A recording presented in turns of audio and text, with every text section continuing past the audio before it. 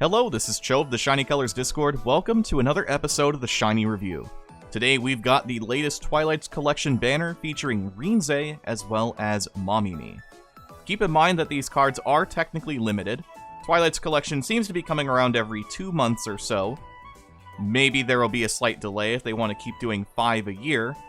So, this card will come back around, both of them will, just at a lower rate than what they're at right now. So, if you are particularly fond of Rinze or Mamimi, this is your best chance to get either of them. Starting things off, we have Rinze. Our 5th anniversary Twilight's Collection card is Rinze, a pure vocal unit and a proper retrain of Rinze 4, her first limb from all the way back in 2019.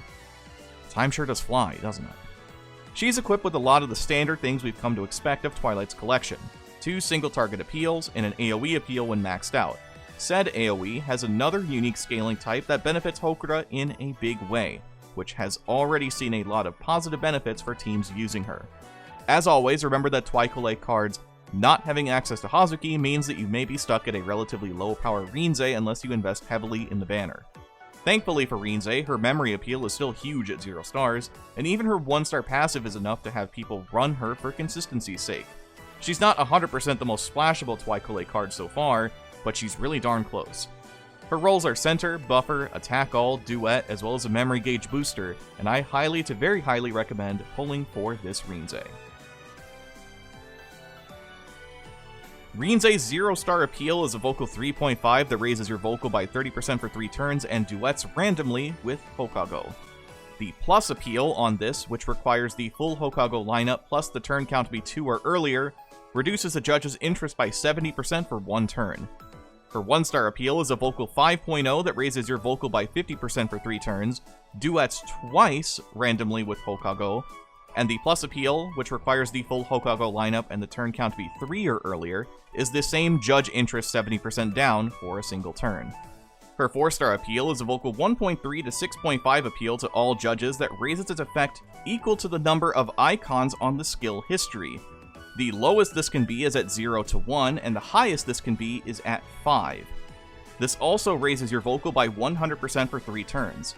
Her link appeal, so not a plus appeal, is a vocal 1.5 to all judges. Now for the passives.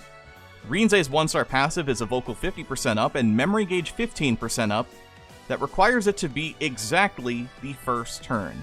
This has a 30% chance to activate once. This also brings along a vocal 150 uncap. Her 2-star passive, a vocal 130% up and attention 50% up if you have the full Hokago Climax Girls lineup. This has a 30% chance to activate twice, and this unlocks a vocal dance visual plus 100 uncap. Her 3-star passive is a vocal 160% up that requires at least 4 or more Hokago Climax Girls in the skill history. This has a 30% chance to activate twice, and this comes with a mental plus 200 uncap. Her 4-star Rainbow passive we'll get into in a second, but it brings along a vocal dance visual plus 100 uncap. Her memory appeal when maxed out is a vocal 100% buff for 3 turns that duets randomly with Hokago Climax Girls and links into a vocal 6.5 appeal. Rinze's Twilight's Collection passive is unique. It's the first of this new set.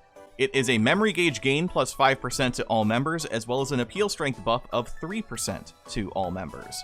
Her 4-star Rainbow passive is a vocal 200% up that requires 5 or more Hokago Climax Girls in the skill history. This has a 30% chance to activate twice and is limited to once per turn. Rinze's Twilight's Collection passive marks the first shift away from the standard appeal strength 5% that we've had since the first Twilight card with Mono. This effect increases how much memory gauge you generate per turn, alongside increasing your damage output, albeit not as high a damage boost as the previous cards.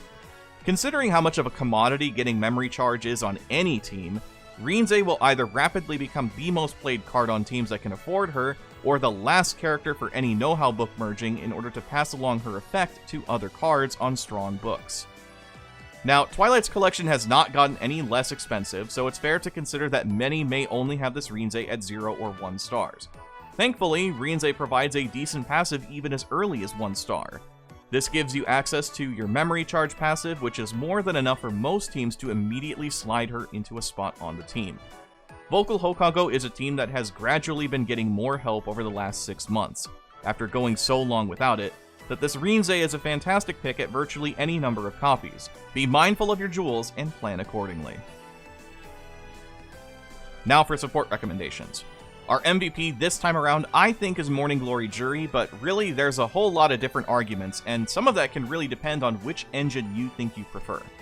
This one we're taking a look at mostly a Hokago lineup. The Vocal Hokago support lineup hasn't changed much in the last few months. Really, the most recent addition is the Valentine's Kaho as an alternative to Sick Day Kaho, but otherwise your core of Juri, Kaho, Choco, and Natsuha still stand strong here. Their permanent SSR lineup has improved a lot with options like Kaho, and off-unit options like Asahi and Fuyuko over the last year are also great additions for Vocal teams in general. Your goal is to just stack, as per usual, as many strong passives as possible alongside your uncaps.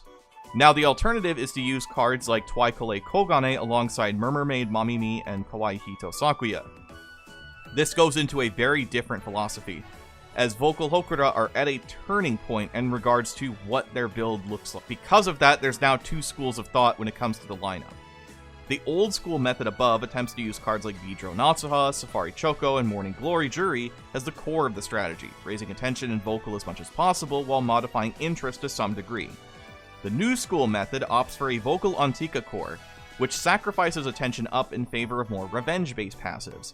Each build requires careful building, so especially adjust your mental stats depending on the setup you aim for. Notably, Kogane and Mamimi have passives that require your max mental to be over 4,500, so you may see Vocal Hokura teams that shift towards a slightly higher health build in order to maximize the effect of both of those cards.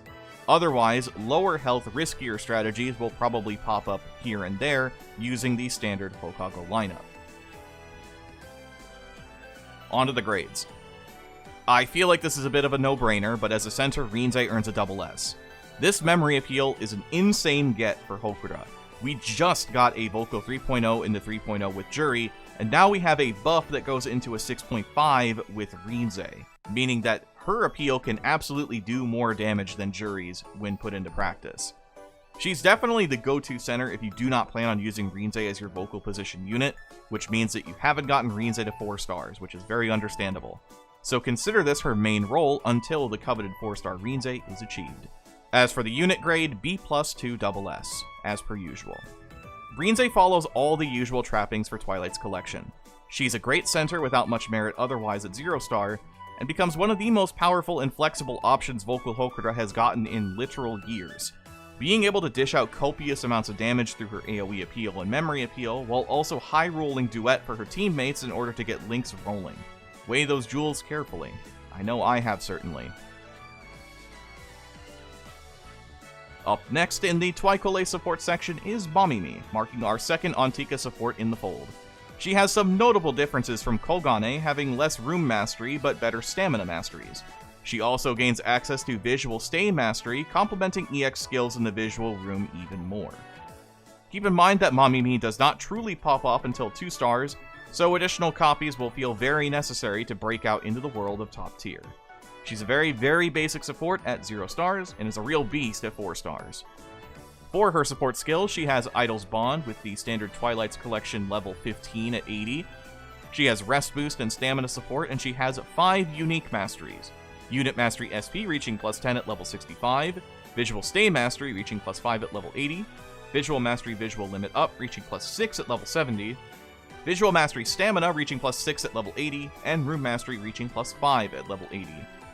Her support appeal does scale, starting at a Visual 3.0, upgrading to a Visual 3.1 with a Visual 5% buff for 3 turns at level 60, and by level 80 it increases to a Visual 3.5 appeal with a Visual 25% buff for 3 turns.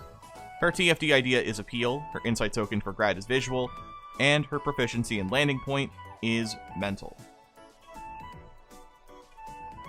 Mamimi's 0-star passive is a visual 60% up that requires the turn count to be 3 or earlier. This has a 20% chance to activate twice, and it comes with a visual +50 uncap.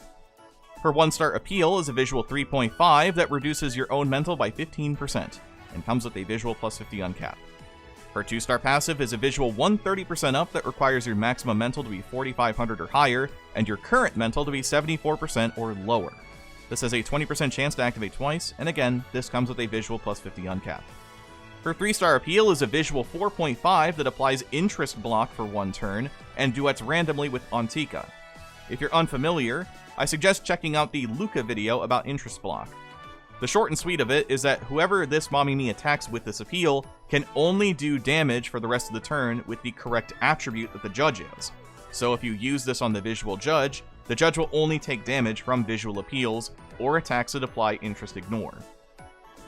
This 3-star unlock also comes with a visual mental plus 75 uncapped. As for 4 stars, it's her rainbow passive and a visual mental plus 75 uncapped.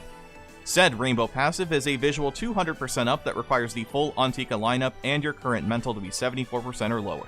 This has a 20% chance to activate once and is limited to once per turn. B+ to SS- for the grades. Again, the usual Twilight's collection issue.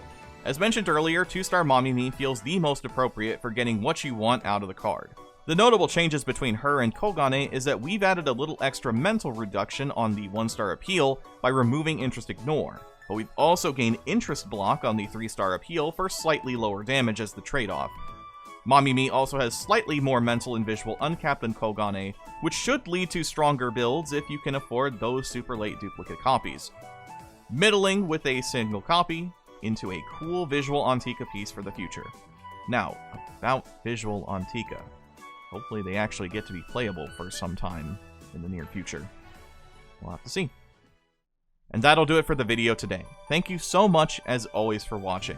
Hope you've been enjoying the 5th anniversary so far. Hopefully we get to see more interesting things going on in shiny colors. So, till the next video, I've been Cho. Once again, thank you for watching. Have a wonderful rest of your day.